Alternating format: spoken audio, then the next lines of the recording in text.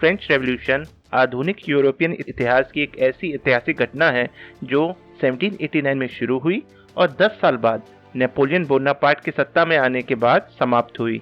इस अवधि के दौरान फ्रांस के नागरिकों ने अपने देश की राजनीतिक संरचना को पूरी तरह बदल दिया, जिसमें उन्होंने सदियों पुरानी संस्थाएं जैसे राजशाही और फ्यूडलिज्म जैसी व्यवस्था को उखाड़ फेंका। 18वीं सदी के आखिरी के कुछ वर्षों में फ्रांस के राजा लुई द्वारा किए गए असाधारण खर्चों और अमेरिकी क्रांति में भाग लेने की वजह से हुए खर्चे के कारण फ्रांस का खजाना खत्म हो गया और देश दिवालियेपन की कगार पे आ गया। न केवल शाही खजाना खत्म हो गया, बल्कि पिछले 20 सालों की खराब फसल और सूखे के कारण ब्रेड की कीमत आसमान छूने लगी, जिसने किसान और शहरी गरीबों में गुस्सा भर दिया। 1786 के अंत में राजा लुई के ट्रेजरर चार्ल्स अलेक्जेंडर ने एक वित्तीय सुधार पैकेज का प्रस्ताव दिया, जिसमें लिखा था कि बड़े दरबारी और जमींदारों का विशेषाधिकार जैसे टैक्स में छूट को खत्म कर दिया जाएगा। इन उपायों का समर्थन बढ़ाने और जमींदारों का बढ़ता हुआ विद्रोह रोकने के लिए राजा ने एस्टेट जर्नल की मीटिंग बुलाई। एस्टेट जर्नल एक तरह की फ्रांस की पार्लियामेंट थी, जिसे फ्रांस के राजा ने पिछले 180 साल से नहीं बुलाई थी। एस्टेट जर्नल के 1/3 मेंबर फ्रांस के पादरी थे, 1/3 जमींदार और ऊंचे तबके के लोग थे और बाकी 1/3 थर्ड एस्टेट के मेंबर थे, जो फ्रांस की आबादी के 95% गरीब वर्ग का प्रतिनिधित्व करते थे। बैठक 5 मई 1789 के लिए निर्धारित की गई। इस बीच प्रत्येक एस्टेट के प्रतिनिधियों ने राजा को देने के लिए अपने शिकायतों की सूची बनाई। 5 मई की बैठक से पहले तीसरा एस्टेट, जो फ्रांस की आबादी का 95% लोगों का रिप्रेजेंटेशन कर रहे थे, उसने जमींदारों का वोट समाप्त करने के लिए कैंपेन चलाया। वहीं जमींदार और ऊंचे तबके के लोग पारंपरिक प्रणाली के तहत मिलने वाले विशेष अधिकारों को छोड़ने को तैयार नहीं थे। जब पेरिस के पास वर्सेल्स में एस्टेट जनरल की मीटिंग हुई, तब तक उनकी मतदान प्रक्रिया पर चल रही बहस ने तीनों एस्टेट को एक दूसरे का दुश्मन बना दिया। यह लड़ाई इतनी बढ़ गई कि यह बात अब राजा के काबू से बाहर हो गई।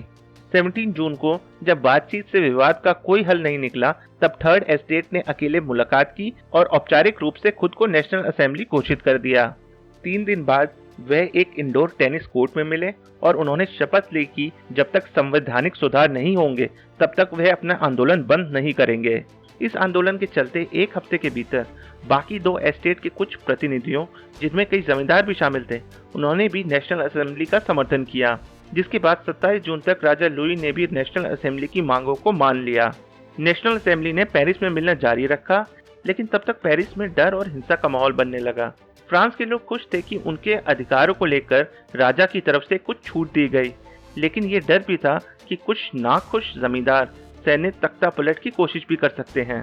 14 जुलाई को तख्ता पलट के डर से पेरिस के लोगों ने बेस्टील किले पर कब्जा कर लिया, जहां बहुत सारा बारूद और हथियार रखे थे, जो किसी भी विद्रोह या तख्ता पलट को नाकाम करने में उनके काम आ सकता था। कई लोग इस घटना को फ्रेंच रेवोल्यूशन की शुरुआत मानते हैं, जिसे अब फ्रांस एक राष्ट्रीय छुट्टी के रूप में मनाता है, जिसे बेस्टील डे भी कहते हैं। क्रांति की भावना जल्द ही ग्रामीण इलाकों में भी फैल गई। वर्षों के शोषण के खिलाफ विद्रोह करते हुए किसानों ने टैक्स कलेक्टर और जमींदारों के घर को लूट के जला दिया। नेशनल असेंबली को लगा कि उसकी ताकत बहुत बढ़ गई है और 4 अगस्त 1789 को सभा ने फ्यूडलिज्म या सामंतवाद को खत्म करने की घोषणा कर दी। 4 अगस्त को ही उन्होंने कई नए दस्तावेज भी अपनाए, जैसे कि declaration of rights of man और citizen statement of democratic principle. ये सारे प्रिंसिपल उन्होंने उस समय के एनलाइटनमेंट थिंकर जैसे कि जॉन जैक रूसो के आइडिया पे आधारित थे। इन दस्तावेजों ने फ्यूडलिज्म जैसी पुरानी प्रणाली को समाप्त कर दिया और एक नई प्रणाली की नींव रखी, जो उन्हें बोलने की स्वतंत्रता, सामान्य अवसर और डेमोक्रेटिक सरकार बनाने का हक देता था। 3 सितंबर 1791 को सभा ने फ्रांस के पहले लिखित संविधान को पारित किया। इस संविधान के अनुसार राजा के पास वीटो पावर और मंत्री को नियुक्त करने की क्षमता थी। यह नेशनल असेंबली के मॉडरेट प्रतिनिधियों की सारी डिमांड पूरी करता था, लेकिन सभा के रेडिकल प्रतिनिधि जो राजा को हटा देना चाहते थे, वो इससे नाराज हो गए। जल्द ही रॉबस्पियर जैसे रेडिकल ने एक नया आंदोलन शुरू किया, जिसमें गणतांत्रिक सरकार और राजा लुई को सत्ता से हटा देने के लिए लोकप्रिय समर्थन जुटाना शुरू कर दिया। कुछ भागे हुए जमींदार और दरबारी फ्रांस के बाहर ऑस्ट्रिया और प्रूशिया में इकट्ठे हुए और रेवोल्यूशन को कुचलने के लिए आर्मी बनाने लगे। अप्रैल 1792 में इलेक्शन के बाद नेशनल असेंबली ने ऑस्ट्रिया और प्रूशिया पे युद्ध घोषित कर दिया। फ्रांस के क्रांतिकारी यह उम्मीद कर रहे थे कि इस युद्ध के माध्यम से वह पूरे यूरोप में अपने क्रांतिकारी आदर्श को फैलाएंगे, लेकिन बढ़ती हुई कीमतों, खाने पीने के सामान की कमी और बेरोजगारी के कारण लोग नेशनल असेंबली के खिलाफ हो गए और कट्टरपंथी जैकोबियन गुट ने सत्ता पे कब्जा कर लिया। इस बीच राजनीतिक संकट ने एक क्रांतिकारी मोड़ लिया जब चरमपंथी जैकोबियन के एक समूह ने पेरिस के शाही निवास पे हमला किया और 10 अगस्त 1792 पे राजा को गिरफ्तार कर लिया। एक राजद्रोह के मुकदमे के बाद 21 जनवरी 1793 को राजा लुई को पेरिस के बीच में मरवा दिया गया। 7 महीने बाद उनकी पत्नी क्वीन मैरी एंटोनेट को भी मार डाला गया। विभिन्न यूरोपियन शक्तियों के साथ युद्ध और नेशनल कन्वेंशन के भीतर चल रहे कई सारे गुटों के बीच में लड़ाई ने फ्रेंच रेवोल्यूशन को अपने सबसे हिंसक और अशांत चरण में पहुंचा दिया।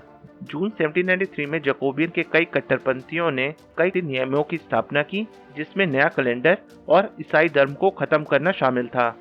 जैकोबियन ने अगले 10 महीने तक आतंक का सहारा लिया, जिसमें उन्होंने क्रांति के कई संदिग्ध दुश्मनों को हजारों की संख्या में मार डाला। इन हत्याओं की वजह से जैकोबियन लीडर रॉबस्पियर काफी बदनाम हो गए। 28 जुलाई 1794 को लोगों की गुस्से की वजह से रॉबस्पियर के खुद की पार्टी वालों ने उसे भी मार डाला। जल्द ही जैकोबियन पार्टी के हाथ से भी सत्ता निकल गई और इसने थियोडोरियन रिएक्शन की शुरुआत की, जो जैकोबियन पार्टी के दुश्मनों को पावर में ले आया। अगले 2 साल में लोगों ने जैकोबियन पार्टी के समर्थकों को पकड़ पकड़ के मार डाला। 1 साल बाद अगस्त 1795 को नेशनल कन्वेंशन ने एक नया कॉन्स्टिट्यूशन बनाया, जिसे इलेक्शन द्वारा फ्रांस के लोगों ने मंजूरी दी और इस तरफ फ्रेंच डायरेक्टरी की स्थापना हुई, जिसमें 5 डायरेक्टर देश को चलाते थे। आम लोग युद्ध से थक गए थे और वो शांति और स्थिरता चाहते थे। वहीं कई लोग राजशाही को दोबारा स्थापित करना चाहते थे और कई लोग जैकोबियन को दोबारा पावर में लाना चाहते थे। दोनों ही गुट डायरेक्टरी के दुश्मन थे और समय समय पे वे विद्रोह और दंगा करते रहते थे, जिसे डायरेक्टरी आर्मी की मदद से कुचल देता था। नवंबर 1799 तक अकाल और भुखमरी जैसे परेशानी सुलझाने में असमर्थ होने के कारण डायरेक्टरी ने लोगों का समर्थन खो दिया, जिसके बाद प्रसिद्ध और लोकप्रिय आर्मी जनरल नेपोलियन बोनापार्ट ने डायरेक्टरी का तख्ता पलट कर दिया और खुद को फ्रांस का पहला कौंसिल या एक तरह से कहें तो राजा नियुक्त कर लिया। इस घटना ने फ्रांस की क्रांति का अंत और नेपोलियन युग की शुरुआत की, जिसमें फ्रांस ने यूरोप के ज्यादातर देशों को हराकर उन पे कब्जा कर लिया। इस घटना और नेपोलियन के बारे में ज्यादा जानने के लिए हमारा नेपोलियन के ऊपर बनाया गया हुआ वीडियो देखिए, जिसका लिंक डिस्क्रिप्शन में है। फ्रेंच रेवोल्यूशन इतिहास की महत्वपूर्ण घटनाओं में से एक है, जिसने राजशाही का अंत और पूरे यूरोप और बाद में पूरी दुनिया में लोकतांत्रिक आदर्शों का प्रसार किया। हालांकि यह क्रांति अपने सभी लक्ष्य प्राप्त करने में विफल रही और कई बार काफी खून खराबा हुआ, लेकिन फ्रेंच रेवोल्यूशन ने दुनिया को आम लोगों की इच्छा शक्ति दिखाते हुए आधुनिक राष्ट्र का आकार देने में एक महत्वपूर्ण भूमिका निभाई। अगर आपको हमारा वीडियो पसंद आया हो तो प्लीज लाइक बटन दबाएं और हमारे चैनल को सब्सक्राइब करें। धन्यवाद।